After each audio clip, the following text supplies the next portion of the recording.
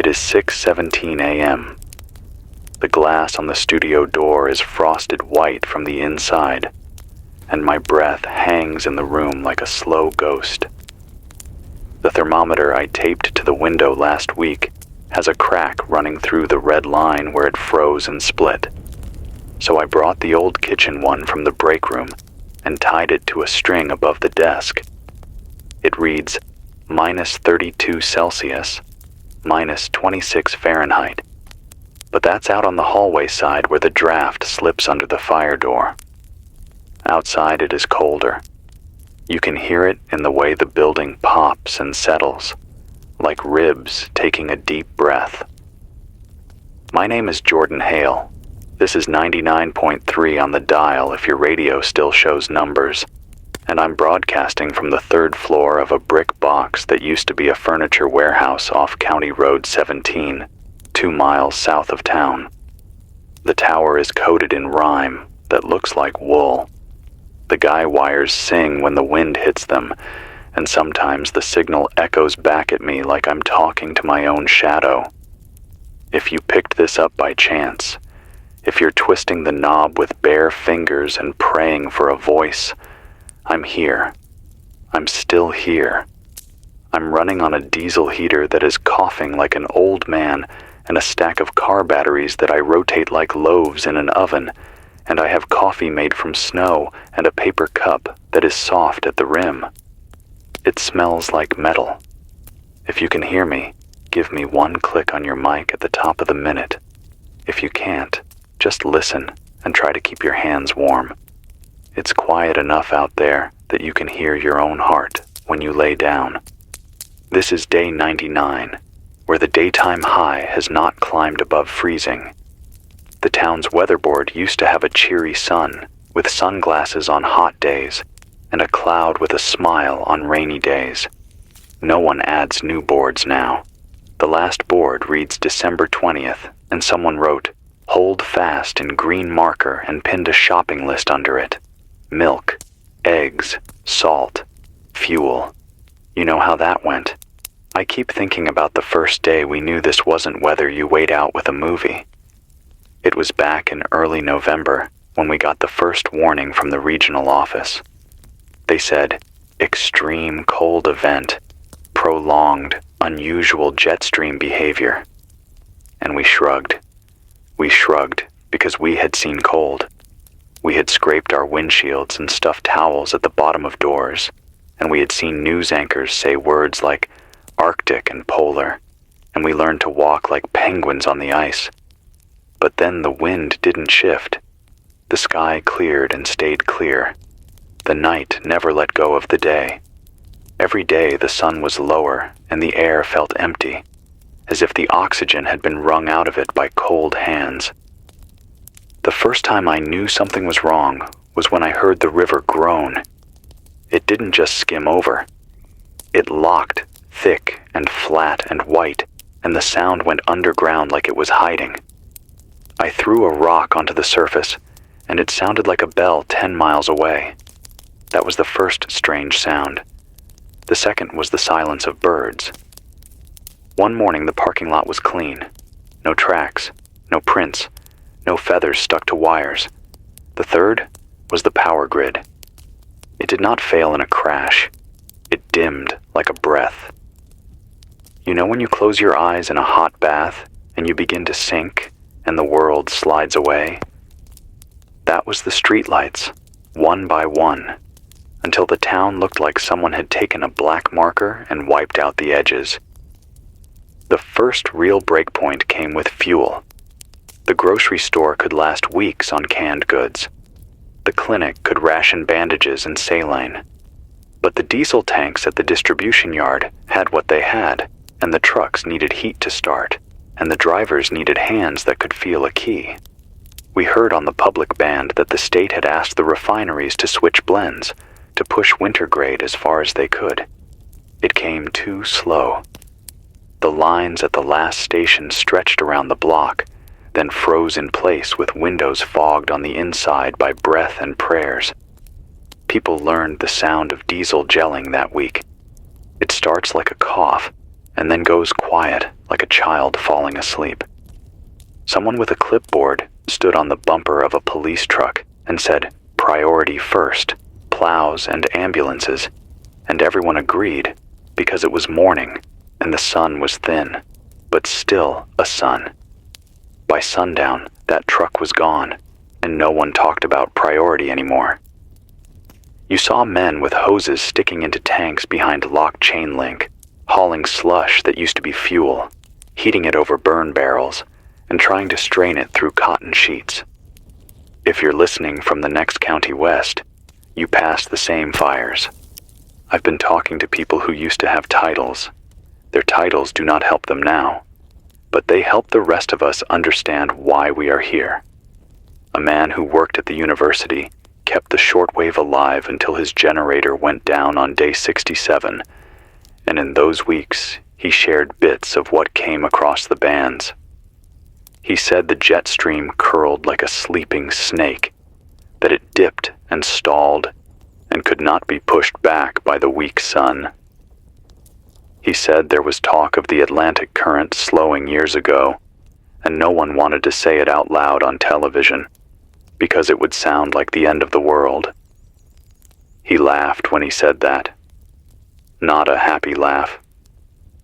He told me one night on 7.238 megahertz that a winter like this should not last this long unless something big was broken. He used the word switch. A switch flipped. He said the polar air had no place to go, that the heat line from the tropics was frayed, and that we were living under a lid. A soldier who called himself Rick told me on a scrambled channel that the guard had stood up roadblocks for a week and then turned them into aid points and then left them to blow over in the wind when the trucks did not come. He said their orders were to preserve the force. He said the radio at the armory played the same recorded message every morning at 9 a.m. Stay in place. Conserve heat. Await further instruction. He said he unplugged it and sat in the dark. I asked him where he was now. He said 2 floors beneath a parking garage with 27 others and a propane heater that hisses like a snake. I have learned to listen to the shape of this silence. You can hear the difference between a building sigh and a beam cracking. You can hear the difference between wind and a voice 3 houses down calling a name.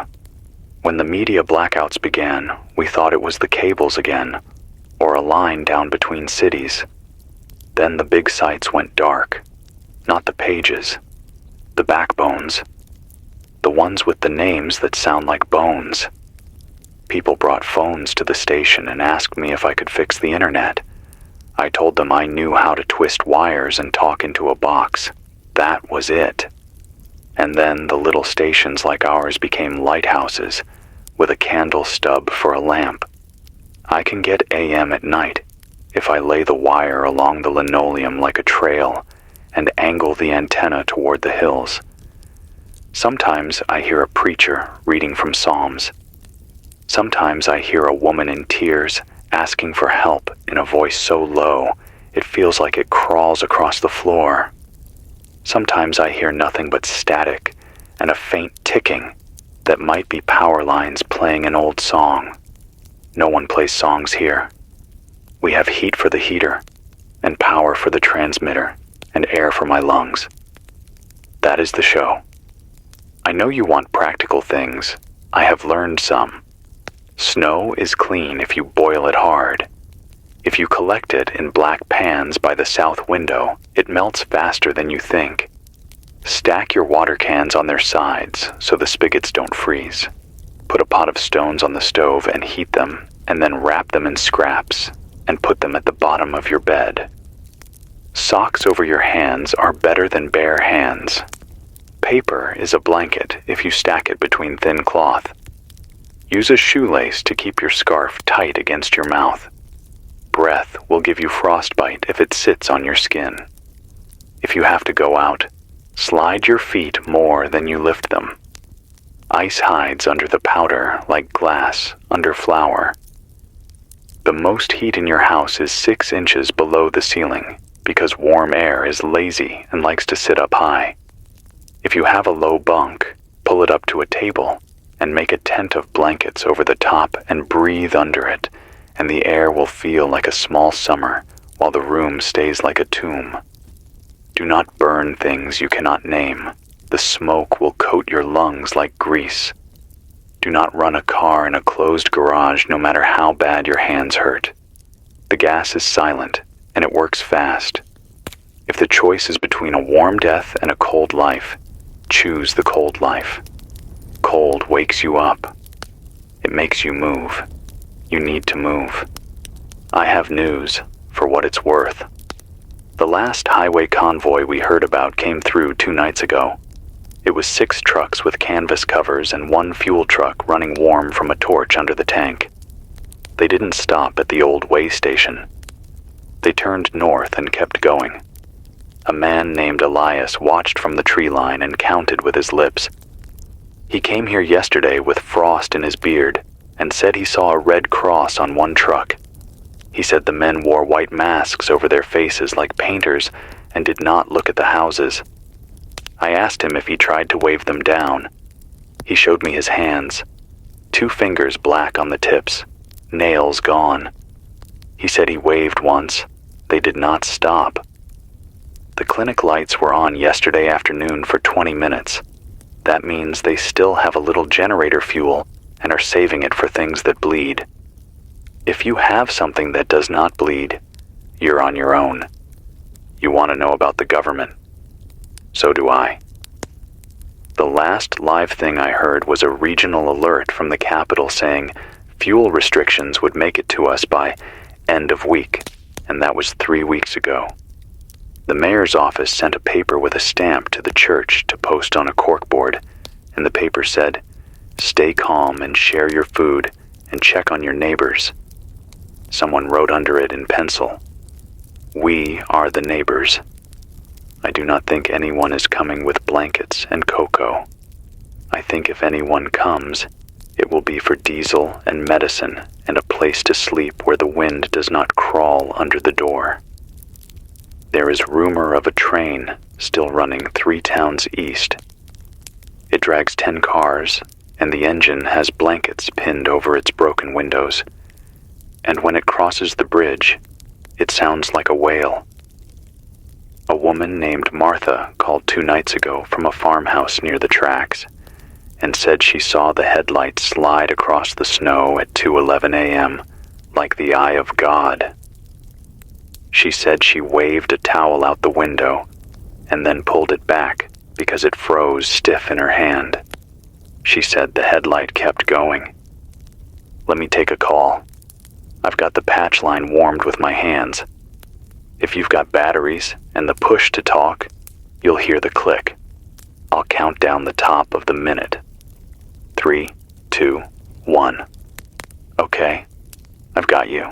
Say your name and where you are if you can. My name is Noah, the voice says, thin and stretched like wire. Noah from the east side by the old mill. We've got 4 of us in the basement and the pipes are dead and we're burning furniture. We heard dogs last night, but we don't see any tracks. Do dogs even go out in this?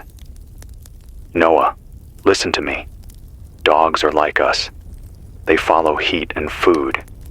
If you heard them and saw no prints, it means the powder filled in after they passed. The wind was up last night. Keep the food in sealed tins or hung up if you can. If they smell it, they will scratch at your door and you'll think it's a person. Don't open unless you hear a human voice. If you need water, break the porcelain trap under the tub and pour hot water over the joint. It will crack and you can pull out what's sitting in the bottom. It will taste like glue. It is still water. Do not burn the whole couch at once. Cut it into strips. The springs hold heat after the fire dies. Pack them in salt if you have any. I know that sounds strange. It makes your hands think they are holding something warm. And Noah, if you have a mirror, tilt it toward your little window at day and lay a sweatshirt under it. and it will give you a warm spot like a cat. Do you have anyone with cough? My sister, he says, and his voice wavers. She's got a cough when she wakes up and it hurts her to breathe deep. Have her sit up to sleep if you can. The cold fills the low places first. Warm tea if you can manage it, even if it's just hot water. Put your heater close enough to her that she can feel it on her toes. Cold feet make your lungs forget how to work. I don't know why. It's something my mother used to say. I think it's true. Wrap a scarf around her mouth when she breathes. It will soften the air. Noah, can you make it through today? We'll try, he says, and then the line fuzzes and he is gone. I keep a list on the wall of names and towns. When a person calls, I write them down. When they call again, I put a mark. When it has been 10 days without a mark, I put a question mark. When it has been 20, I draw a small line. I don't know why I do that. It doesn't change the cold. Maybe it tells me that we are a net of people and not single points. I know I sound tired. I am. My hands ache from holding the mic. My back aches from sleeping on the floor between the heater and the wall where the heat pools. My eyes feel like I've been crying even when I haven't. Sometimes I am angry at the quiet. It feels like someone holding a finger to my lips and telling me not to speak. But then I hear a voice like Noah's, and it lights up something behind my ribs, and I stay here. I want to talk about the first week the truck stopped because that week is when we crossed a line and we all felt it, even if we didn't say it out loud. On Monday, the school opened as a warming center, and the gym smelled like rubber and sweat the way it always did, and a little like bleach because someone was careful. We stood in the lines with our coats off, and the steam rose from our shoulders, and we laughed at silly things, because laughter is a kind of fire that you don't have to feed. On Tuesday, a boy lost 2 fingers because he took his gloves off to tie his sister's boot, and someone said it was a lesson, and then everyone went quiet because we didn't want the boy to hear. On Wednesday, the mayor said on the radio that the state had promised diesel and a tanker was on the way, and someone clapped, and it echoed off the steel beams. On Thursday, the nurse taped a sign to the clinic door that said, "Fever room," with an arrow, and we all remembered the year the flu took 5 old men in 2 weeks, and no one said the word flu out loud. On Friday, a man cracked the rear window of his car to run the engine and fell asleep wrapped in a blanket, and his wife found him with a smile on his face, like he was dreaming. On Saturday, no one went to church because the doors were rimed shut from the inside and the candles would not light. On Sunday, the radio at the school played static until a little after noon when a voice said, "Martial Law Order 17 is in effect in the following counties." And then the list included ours, and we all looked at each other like someone had walked into our living room without knocking. We asked what that meant. The officer at the table said it meant the guard could set rules in a hurry. We asked what rules. He looked at his hands. On Monday, the trucks didn't come. There were people who did brave things that week, and no one wrote their names in a book. A man named Luis walked 2 miles leaning into the wind like it was a wall, carrying a metal can of soup for a woman on Maple who had no teeth to chew dried beans. He came back with blood on his face because the wind peeled the skin from his cheeks. He kept walking the next day with a scarf wrapped around his head like a boxer between rounds. A teenager named April found a half-dead space heater in her dad's garage and took it to the laundromat where 5 families were sleeping between washers, and she rigged a plug from a generator that coughed like it was learning to speak. She stayed up all night with her hands on the cord so it wouldn't work loose. A retired electrician named Dale climbed a pole in front of the school with spikes strapped to his boots and tried to bridge a fuse with a piece of copper so the gym lights would take one more breath. He slid twice and skinned his leg raw and kept climbing.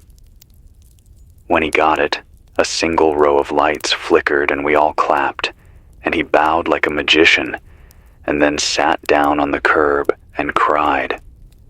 He said it was the first time he had been useful in months. He meant the kind of useful that keeps you from thinking. People ask me what to expect next. The honest answer is more of the same until something big changes, and the only big things left are the sky and the sea and the way people treat each other. I worry about the third. The first days, there were fights in the grocery line. There were names shouted from car windows. Someone hit someone with a bag of rice and the bag tore, and it looked like a small drift, and everyone felt stupid. Then things went quiet, and the fights moved indoors where the walls could soak them up. Now, when they happen, they are fast and mean and quiet. A bottle breaks, and that is the song. A closet door is off its hinges in the morning. There was talk of a night patrol, men with armbands and a whistle like a movie.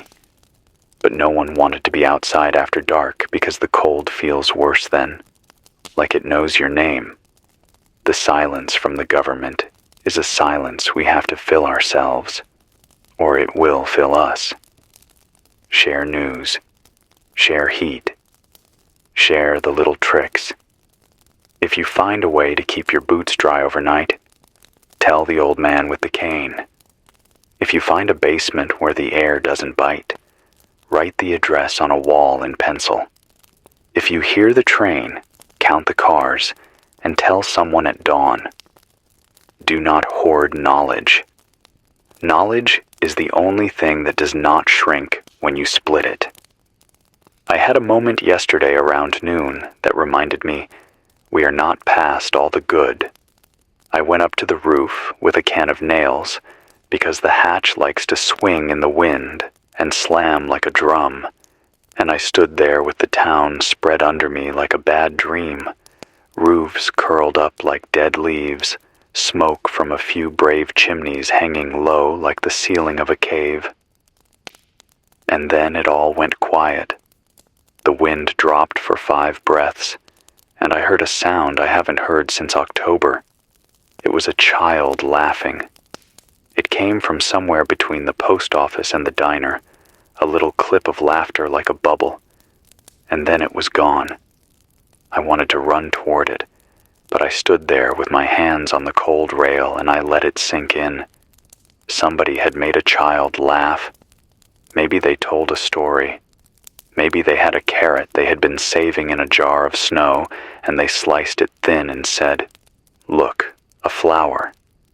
Maybe they had a battery that still had a little sputter in it, and they made a tiny radio pick up a game from far away where the cold hasn't reached yet.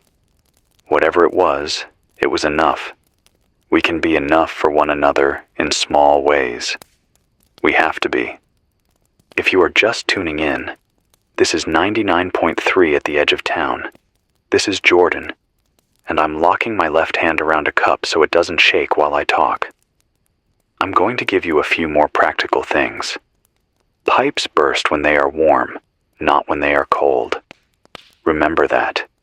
If you must heat a room with open flame, crack a window the width of your thumb.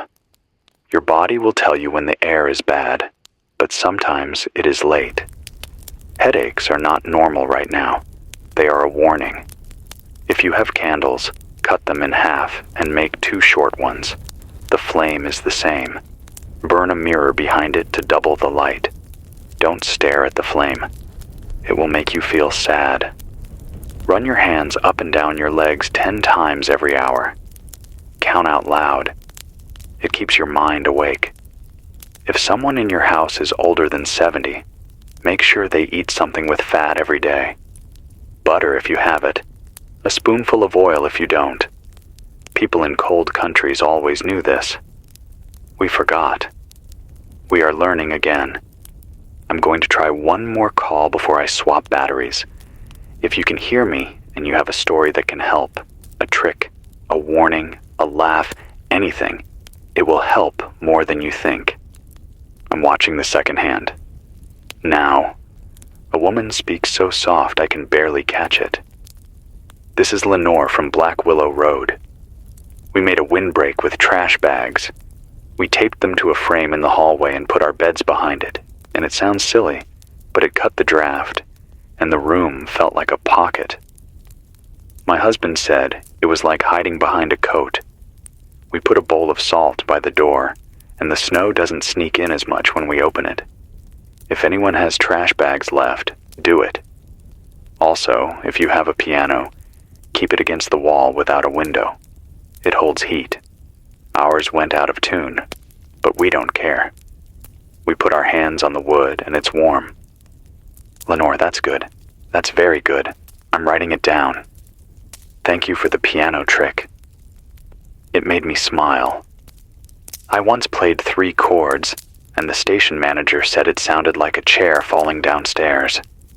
But the wood of the piano holds stories, even when it holds no tune. I hope you keep hiding behind your coat. There are theories. You have your own, and I have mine. A trucker who made it through the pass before it locked told me on the loading dock 3 weeks back that he met a man at a gas stop who said the sun had gone quiet, and that was why we were dying. He said the sun was taking a rest like a tired animal, and we were under a blanket of blue light that did not warm. A woman who used to teach chemistry told me in the school gym that a volcano had put a veil around the world, and no one wanted to admit it because they couldn't fly planes through the ash to look. The man from the university said something about the pump in the sea that moved warm water north, and how it had slowed like a failing heart. And when he talked about it, he pressed his palm over his chest, and you could see fear there.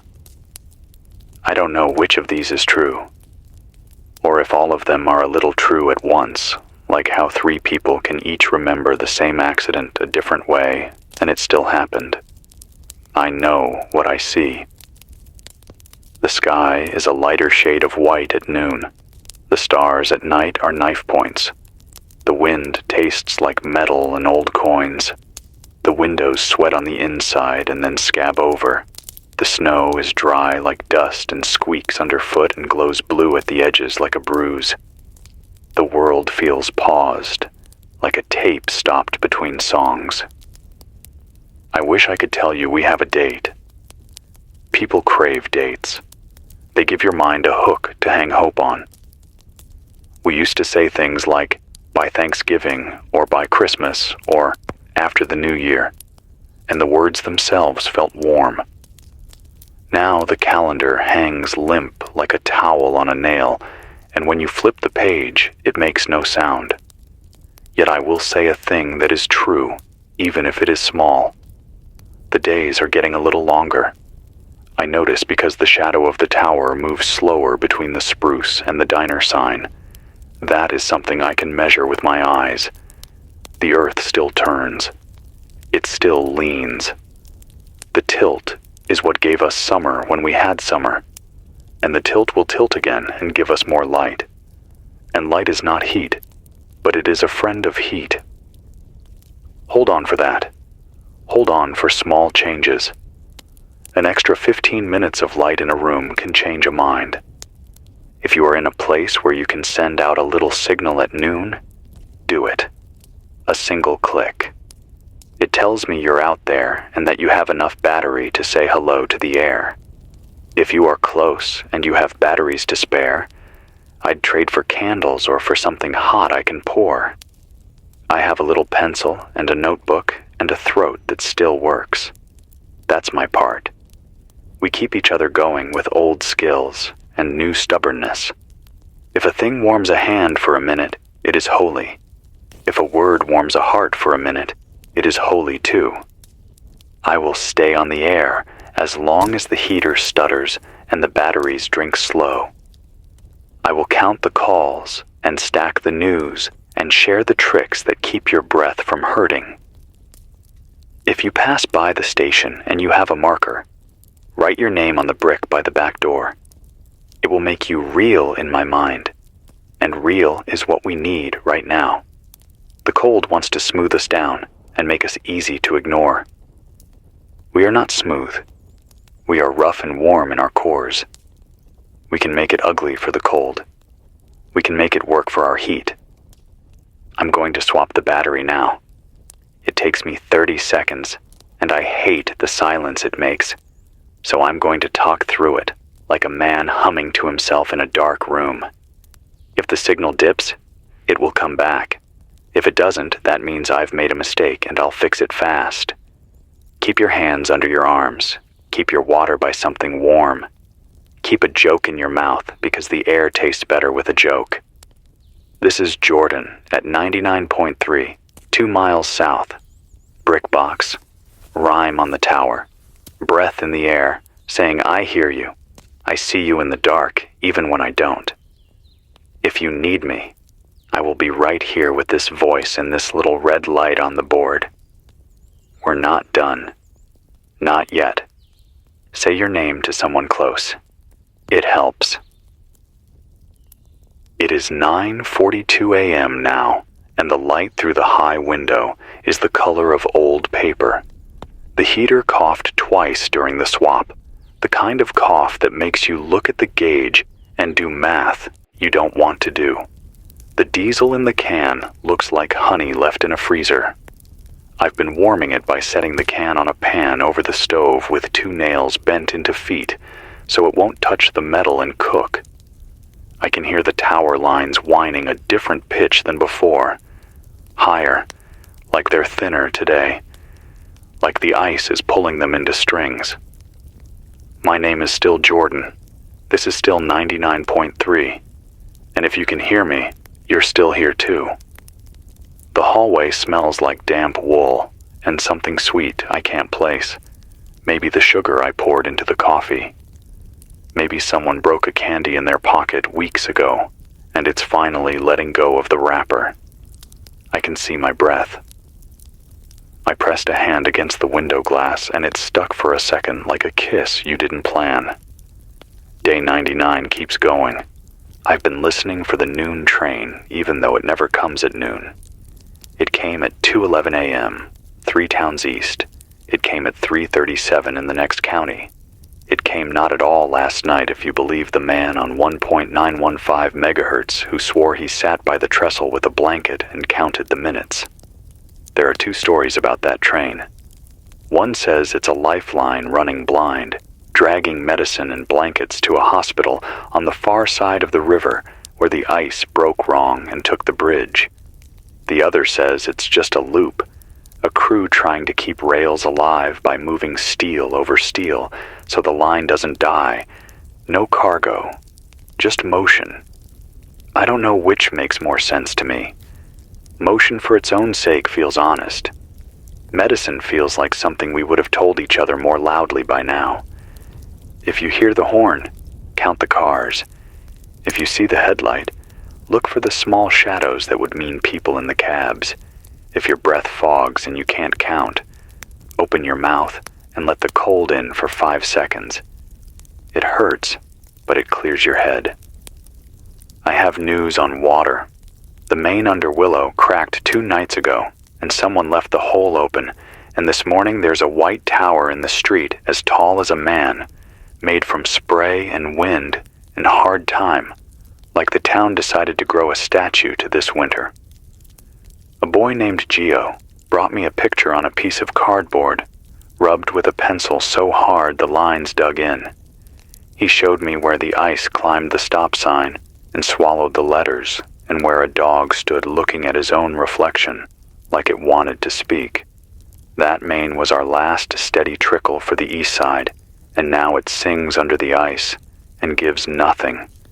If you were counting on that, start counting something else. Melt snow in a black pot by the south window. If all your windows face north, stack books and paint the covers with anything dark you have, and make a shelf to catch the light, so the pot sits warm by association. It works. Everything works a little right now. Little is our size. I want to tell you something that tasted like a lie when I first heard it, and now feels like the closest thing to truth. The weak sun is not lazy. It is far. A woman who used to work nights at the clinic found me on 3.310 megahertz last night, voice strong like a wire that hasn't rusted yet. And she said a no-A tech, who comes through twice a year to clean the anemometer at the water plant, told her in October that the brightness could lie to your body, that clear blue at noon meant thin high air and a mirror that throws light without warmth. She said he left her a printout in a folder with numbers she can't read, and a pen scratch at the bottom that said, albedo up 4%. 4% sounds small. 4% on a bill means you grumble and pay it. 4% on your body heat means you go to sleep shivering in a room that looks like summer and wake up with your lips numb. That's what the tech meant. The snow keeps light moving around, bouncing it back to the sky, and the sky nods and sends it away. We stand under a room with the light switch stuck. I'm going to open the patch at 10 after. If you've got a trick, a warning, or something to make a kid laugh, get ready. Before that, I need to speak to whoever left a cardboard sign on the chain link behind the feed store that says Trade Guide. It lists what you'll swap for what. I saw it yesterday frozen to the wire like a leaf, and I wrote down 2 lines that mattered more than the rest. 1 hand-cranked radio for 4 quarts of lamp oil, and 2 wool blankets for antibiotics. Whoever you are, I'm not your judge. I understand what you're doing. But I'm asking you to flip the first one. Keep the radio in the neighborhood, and make the oil your price for the news, not the other way around. Make it free to hear the list of warm basements. Make it free to learn that the clinic will open at dawn for frostbite and close at noon. Charge for the lamp, not the words. I'll help you write the new sign if your hands are too cold. 10 after. I'm listening. 1 click if you're there. I've got a carrier. Come in. This is Tanya, a voice says, steady, careful, the kind of steady you get from repeating the words in your head before you say them. Ridgefield, by the water tower. We learned a thing last night. We crossed 2 clotheslines in the living room and hung up a quilt and a tarp so the couch sits in a little triangle. Put a bucket of water under the couch, near the heater, but not touching, and drape a towel from the couch down into the bucket. The towel drinks. The air gets less sharp. We've been waking up without the bloody noses. If anyone has a towel left, just one, it works. Tanya, that's good. That's the kind of good that lets lungs rest. Thank you. Write your name where the trade guide sign is. You earned a line. Another click. Barely there. I tilt the board a little, and the needle trembles like an old man's hand. You're live. Hector here, he says, a rasp like a match being struck. Brainerd side, near the old bus depot. We found a truck in the lot with half a tank. Diesel, gelled like jelly. We took 2 pots, put one inside the other, put water in the big one and the gel in the small, made a bath. Warmed slow, strained through a t-shirt. It ran ugly, but it ran. We moved 3 families to the church on it. If you try this, don't hurry. The fast heat makes it curdle worse. Hector, I'm writing as fast as my fingers will go. Slow heat, double pot, cloth filter. You moved families. That's the part that matters most. How's the church? Still has candles. Still has a back room with a piano, he says, and that soft laugh comes, the kind that makes your chest sting because you didn't expect it. We keep our hands on the wood to make ourselves feel rich. I need to pass something that shook me last night.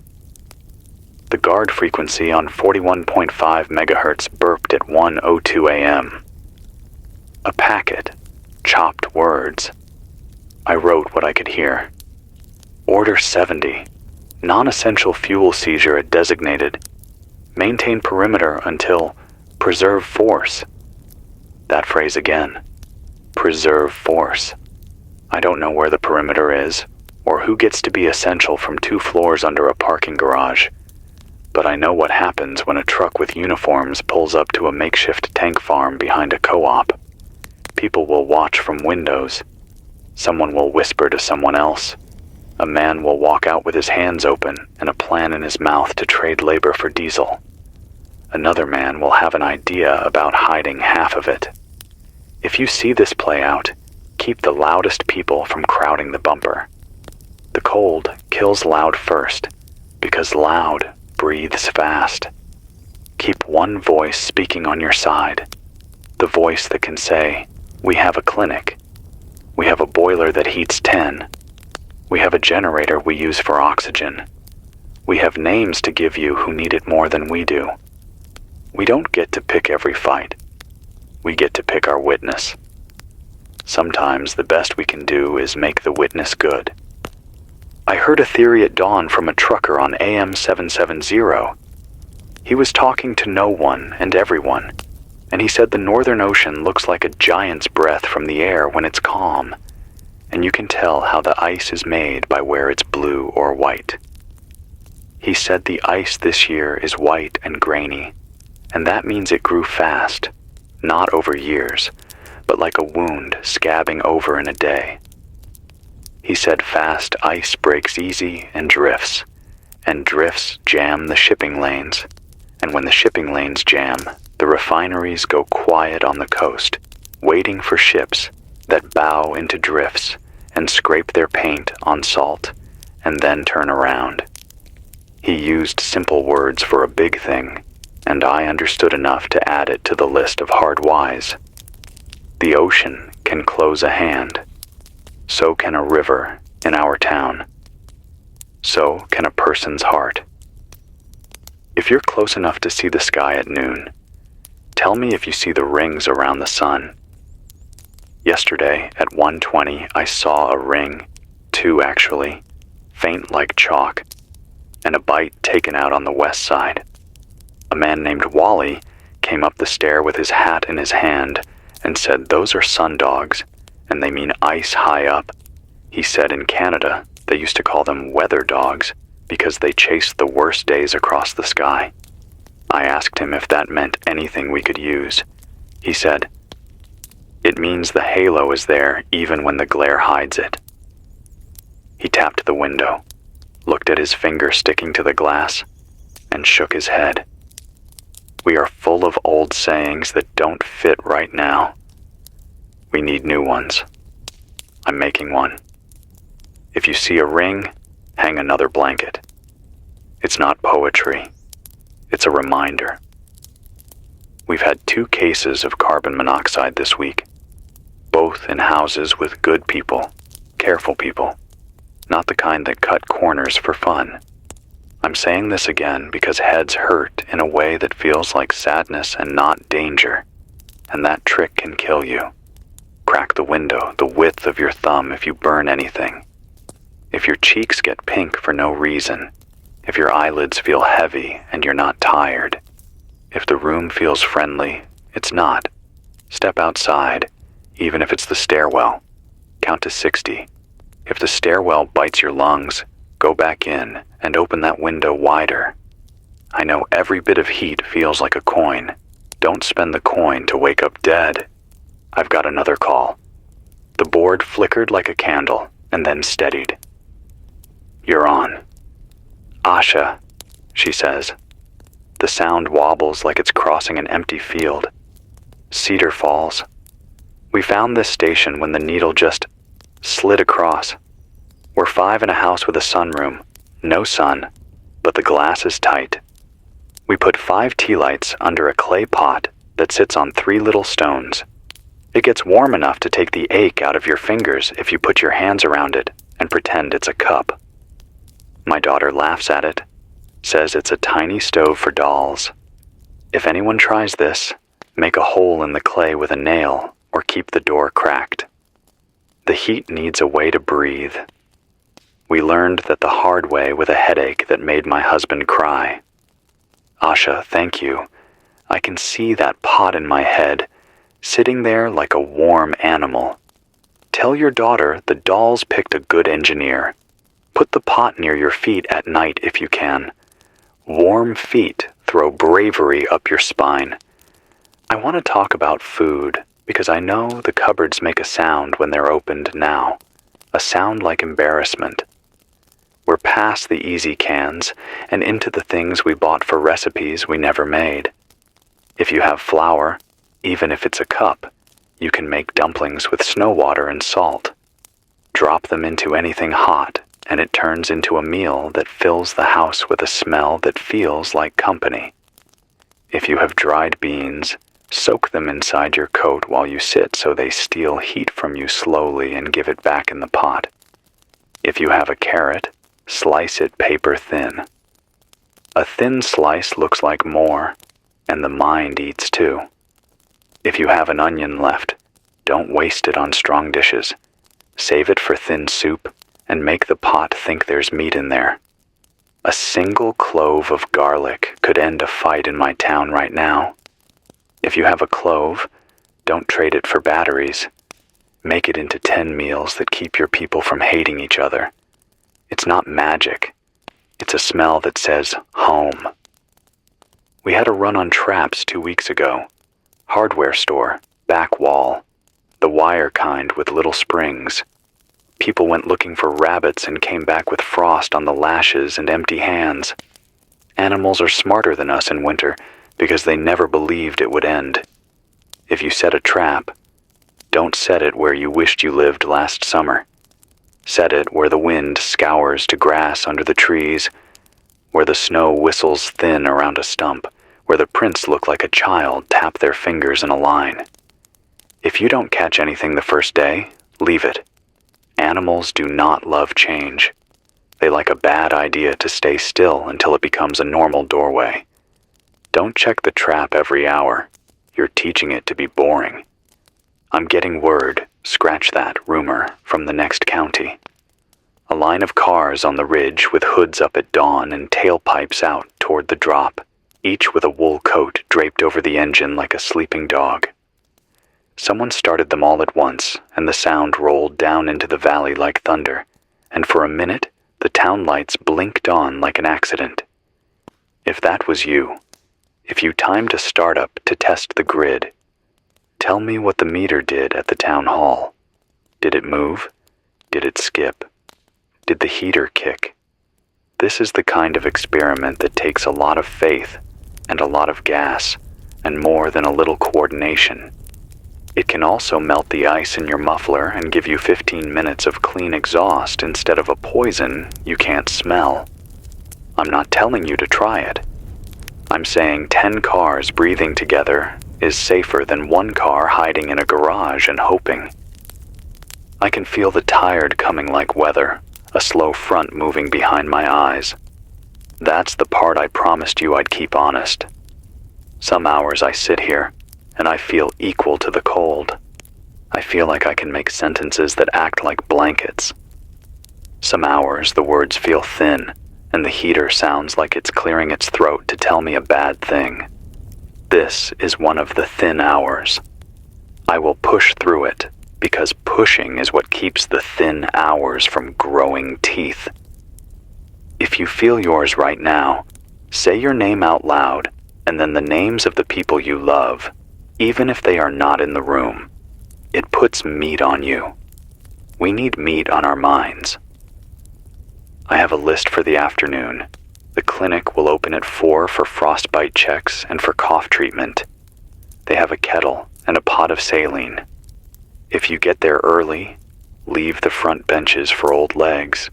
The school will fire the boiler from 5 to 9 if the stack warms. That means the gym will be safe to breathe for those 4 hours, and the mats will be laid out. Bring your own blanket and a cup. The church on Pine has organized a rotation of hot bricks. You take 2, wrapped in newspaper, and bring 2 cold ones back the next day.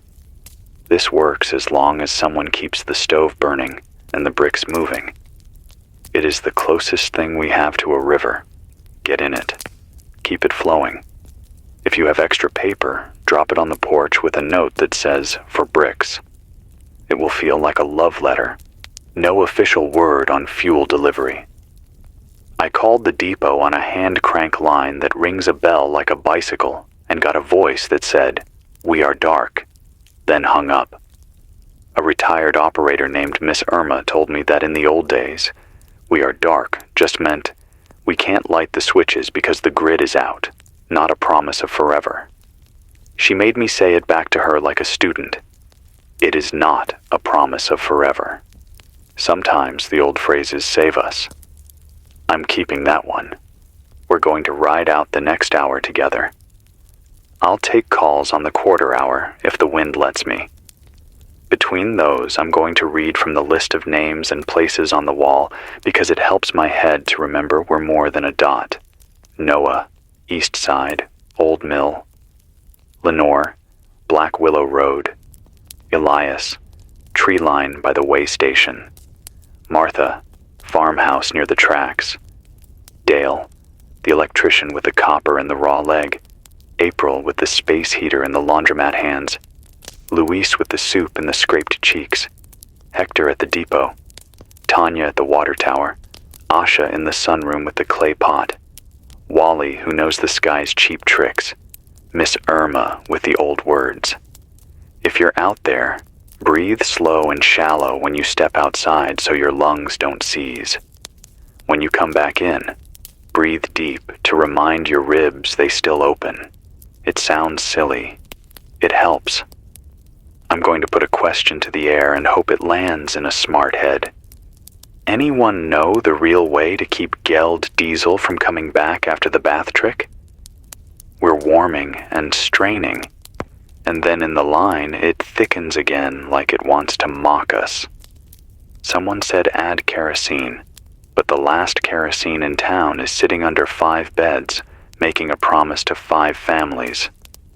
Someone else said a splash of gasoline, a bad idea in normal years, a worse one now unless you like fires that make people shout your name. Is there a third way? Something with salt or alcohol or a filter we can make that cleans without stealing all the heat? If you know, give it to us. You'll feel the gratitude like a blanket even if you never leave your room. Okay? I'm watching the clock hands slip like slow fish. The heater settled. The worry song is gone for now. The cup in my left hand has gone cold. I'm going to pour another and put the last sugar in. If you have a sweet thing left, share it at dusk. That's when minds go soft and scared. A single square of chocolate can quiet a room. A spoon of jam can make a man stop counting the minutes and start thinking about breakfast. That's what we need to do. Think about breakfasts we will eat. Plan them. Mention them out loud. Tomorrow, I am going to make dumplings in a pot of onion water, and I am going to hold the bowl like it's a fire. This is 99.3, brick building, county road, rhyme tower, ringing wires, and a red light that says the signal still leaves this room. I am Jordan. I am not going anywhere.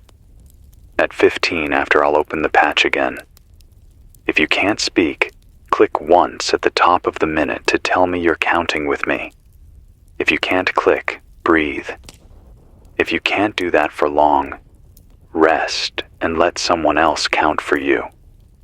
I'll keep reading the names and stacking the news and turning tricks into small sermons that fit into cold hands. If you find something that warms anything, share it. If you find a sentence that keeps someone from crying, share that too. We make the weather inside these walls. We can. We are. It's 12:06 p.m. now. The light has shifted from paper yellow to a blue so thin it looks borrowed. The heater stutters once every 5 minutes, The kind of cough that makes you set your jaw and pretend you didn't hear it. The batteries are holding, though. Needle sitting steady like it knows I've been staring. My name is Jordan. This is 99.3. Still alive under the rhyme tower and the whining wires, and I'm still counting minutes with you.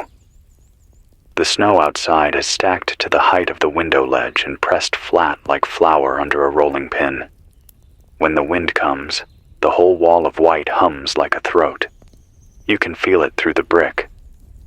I want to talk about the first radio silence from the Capitol because that was the day a lot of us stopped pretending. It was day 41. Up to then, we still had the daily roll call on the emergency band. This is the governor's office. We are alive, conserve fuel, share resources, maintain calm. It was a voice like cardboard, flat but steady, and it was something. Then one morning, the voice didn't come. We sat in the school gym with the kids wrapped like burritos and the mats lined up, and we stared at the radio on the table like a coffin lid. The static came, but no voice. A man named Richard slammed his hand on the table so hard the knob snapped off. A woman named Sheila whispered, "They're gone," and someone shushed her. But it was too late. The word was out in the room like smoke. The government didn't need to say it. Their silence said it. That was when the barter board went up on the cork wall. That was when people started writing rules in pencil and erasing them when they didn't fit. That was the end of listening for help and the start of listening for each other. I keep hearing rumors of military convoys frozen in place.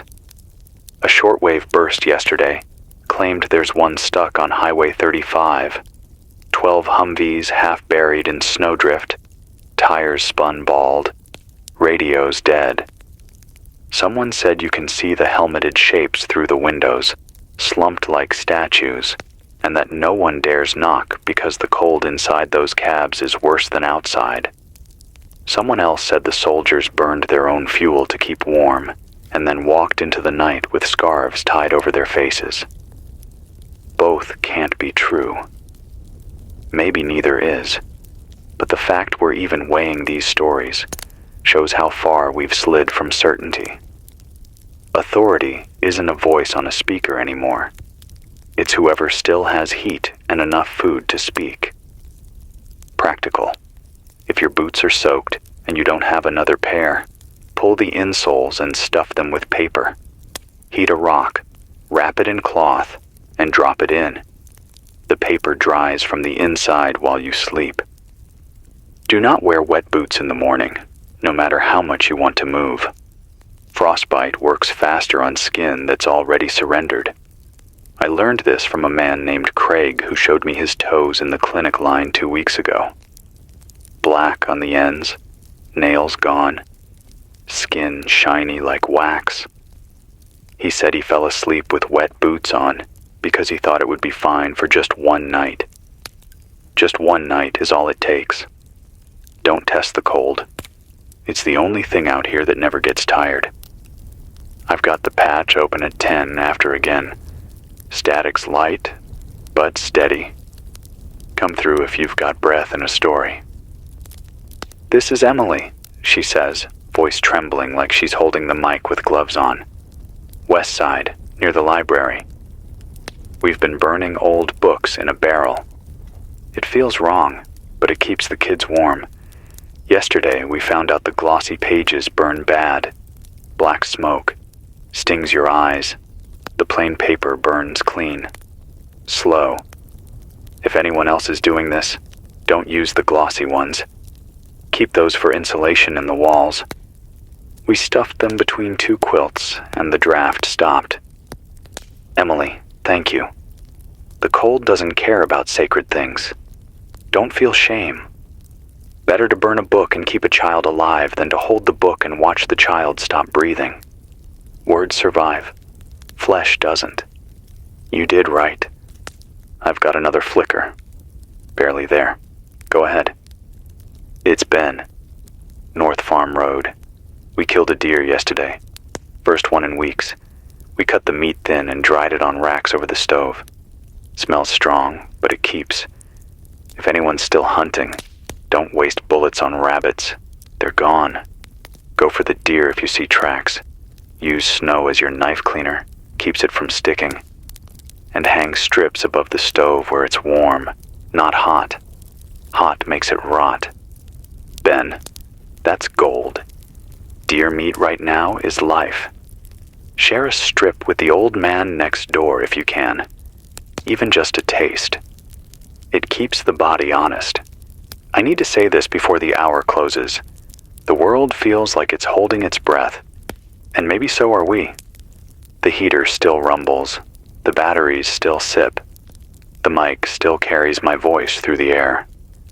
That's proof enough that not everything has stopped. If you're in a room right now with someone else, look at them. Say their name. Remind them they are more than a shadow.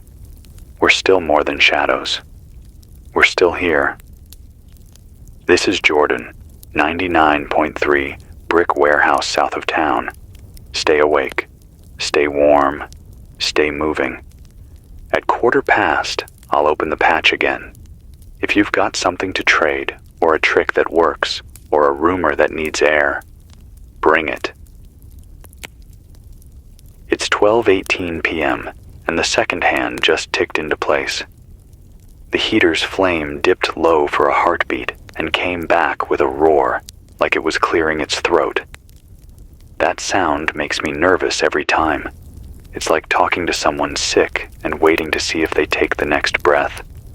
The wires outside are whining lower now, almost like a song. My cup is empty, but I keep holding it because the paper is soft, and it tricks my hands into thinking it's warm. This is Jordan, still on 99.3, still in the brick box south of town, and I've got the patch line open for anyone who's got words left. I've been thinking about the silence between towns. We used to hear engines on the highway, even in winter. Low rumbles that told you there were places to go and people moving through. Now the silence feels heavy, like it presses your ears flat. The only time it breaks is when the wind changes and carries a sound you can't place. Last night, I thought I heard church bells, faint, thin, like metal tapped with a spoon. I wrote the time down, 9:14 p.m., and I sat up waiting for another, but it never came. Maybe it was just the wind hitting an old signpost. Maybe somewhere someone still has a hand strong enough to ring steel. Either way, I'll remember that note longer than the hours of quiet wrapped around it. I'm going to give out the clinic update again in case someone missed it earlier. They'll be open from 4 to noon for frostbite checks and cough treatments, using what little saline is left.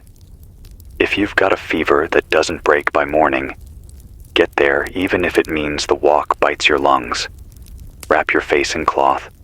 Shallow breaths on the way. Deep ones once you're inside. Don't wait it out. The cold waits longer. Let's take the line. 1 click if you're there. Yes, I've got you. Go ahead. This is Sarah from Maple Street. We've been making little stoves from cans. 2 coffee cans, one inside the other, holes punched at the bottom. You put a candle or a splash of alcohol in, and it burns hotter than it should. We used it to warm a pot of soup. If anyone tries this, set it on bricks, not wood. My husband learned that fast. Sarah, that's smart. A can stove can keep hands alive. Thank you for the warning about wood. I'll underline that 3 times. A fire in a cold house is worse than no fire at all.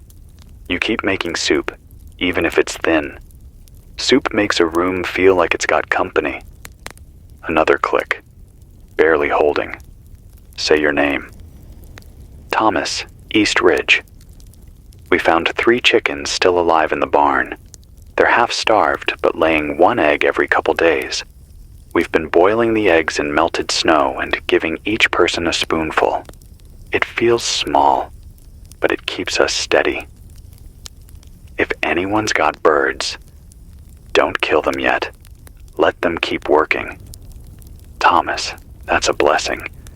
A spoon of egg can keep a child's body warm longer than bread. You hold on to those birds like treasure. If they can survive this far, they'll see you further. I've been hearing whispers about Order 70 again. Fuel seizure. Maintain perimeter. Preserve force. The words don't change. They keep coming through the guard frequency, thin and chopped, but always the same. Preserve force. I can't tell if that means they've given up on us, or if they're hoarding strength for a spring that might never come. Either way, it means fuel is no longer ours by right. If you've got a tank buried under snow, don't talk about it loud. Don't show it. Trade careful. A barrel behind a shed can buy you weeks of heat, but it can also paint a target on your door. Be smart with who you tell. Trust is the only thing rarer than diesel right now. The emotional part, I'll say it plain. I am tired. My chest feels heavy, and my voice drags sometimes. But then I hear someone like Sarah or Thomas, and it's like a match struck inside me. We can still talk. We can still share. The cold wants to smooth us flat and quiet. Every call, every trick, every laugh from a child is proof it hasn't finished yet. It's almost past. I'll keep the line open through the hour. If you've got anything, a warning, a way to melt fuel, even just your name, let it out. I'll write it down. I'll read it back. That way, even if your fire goes dark tonight, your name will keep burning here. This is Jordan at 99.3. Still here. Still counting. Still listening. It's 12:32 p.m., and the sky through the sliver of window above the transmitter looks like ash rubbed into glass. The heater has steadied, but the diesel gauge leans lower than I like. My hands are stiff, even with the cup pressed against them, and I can hear my own teeth knock when I pause too long between words. Still, this is Jordan, 99.3, the brick box south of town. The wires are humming low now, like they're tired of holding. If you can hear me, you're not alone. And if you can answer, then you've got enough battery to remind the rest of us that the air hasn't swallowed everyone. I want to tell you about the first time I knew panic had teeth. Day 23, the hardware store. It was supposed to be organized, ration sheets, lists, numbers. Then a rumor went around that a truck had dropped off propane cylinders behind the loading dock. People surged. Not a stampede, not yet. But you could feel the heat of bodies in the cold, the way breath fogs together and becomes one animal. Someone shouted, "They're taking it all." And that was the spark. Hands grabbed, people shoved, a box tipped, cans rolled. A man swung a hammer and hit nothing but air, but the sound was enough. By the time the deputies got there, the dock was bare and 3 windows broken. They posted a notice the next morning. Looting will be punished. That was the last notice the deputies ever posted. By day 30, they weren't showing up at all. Since then, it hasn't been riots. It's been quiet desperation. People trade with their eyes down, their mouths tight. No one waves. No one asks for more than they think they can get away with. The silence in the streets is worse than the shouts at the dock. Silence means people have stopped believing there's a point in asking. Let's check the patch. Click if you're there. Yes, I've got you. Speak up. It's Martin on the north edge by the quarry.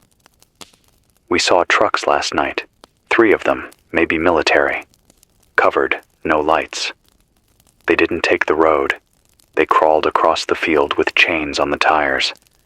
My brother swears he saw barrels strapped down. Fuel or food, can't say which. They didn't stop. They just kept heading east. We left a lantern in the window, but they didn't even look. Martin, thank you. That matches what we've been hearing on the guard frequency. Perimeter moves, fuel seizures. If they're running without lights, it means they don't want company. If you see them again, stay back. Don't run into the road. Keep your fuel quiet.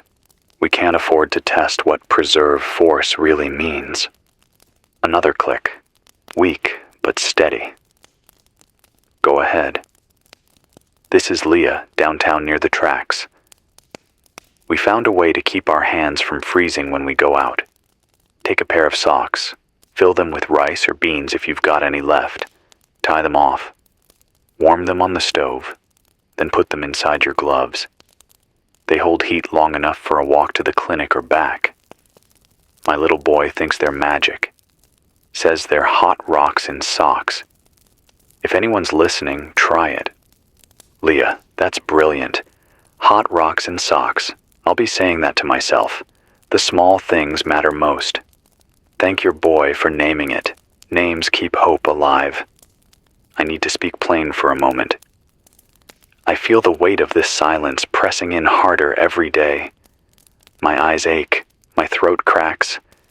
My chest feels heavy like I've been carrying more than words.